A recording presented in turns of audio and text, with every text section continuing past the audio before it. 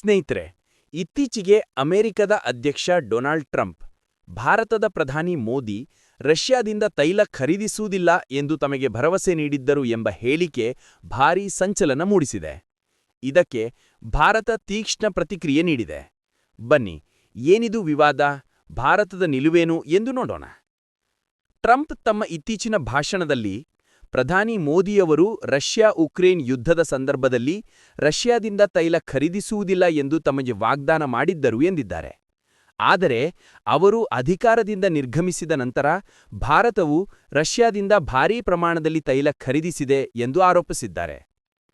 Trump ಅವರ ಈ ಹೇಳಿಕೆಯನ್ನು ಭಾರತ ತಳ್ಳಿಹಾಕಿದೆ. ಭಾರತದ ವಿದೇಶಾಂಗ ಸಚಿವ ಎಸ್ ಜೈಶಂಕರ್ ಅವರು ಅಂತಹ ಯಾವುದೇ ಭರವಸೆ ನೀಡಿಲ್ಲ ಎಂದು ಸ್ಪಷ್ಟಪಡಿಸಿದ್ದಾರೆ. ಅಷ್ಟೇ ಅಲ್ಲವೇ, ಅಮೆರಿಕ ಅಧ್ಯಕ್ಷರ ಅವಧಿಯಲ್ಲಿ ತೈಲ ಖರೀದಿಯ ಬಗ್ಗೆ ಯಾವುದೇ ಚರ್ಚೆ ನಡೆದಿಲ್ಲ ಎಂದು ಹೇಳಿದ್ದಾರೆ. ಭಾರತದ ಇಂಧನ ಭದ್ರತೆಯೇ ನಮ್ಮ ಆದ್ಯತೆ ಎಂದು ಜೈಶಂಕರ್ ಒತ್ತಿ ಹೇಳಿದ್ದಾರೆ. ವಾಸ್ತವವಾಗಿ, ರಷ್ಯಾ-ಉಕ್ರೇನ್ ಯುದ್ಧ ಪ್ರಾರಂಭವಾದಾಗ ಪಾಶ್ಚಿಮಾತ್ಯ ದೇಶಗಳು ರಷ್ಯಾದ ಮೇಲೆ ನಿರ್ಬಂಧ ಹೇರಿದವು. ಆಗ ರಷ್ಯಾ ಕಡಿಮೆ ಬೆಲೆಗೆ ತೈಲವನ್ನು ಮಾರಾಟ ಮಾಡಲು ಪ್ರಾರಂಭಿಸಿತು.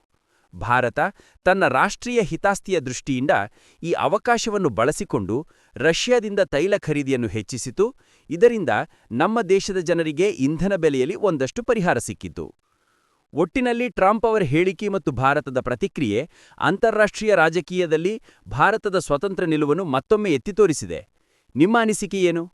ಈ ಬಗ್ಗೆ ಕಮೆಂಟ್ ಮಾಡಿ ತಿಳಿಸಿ.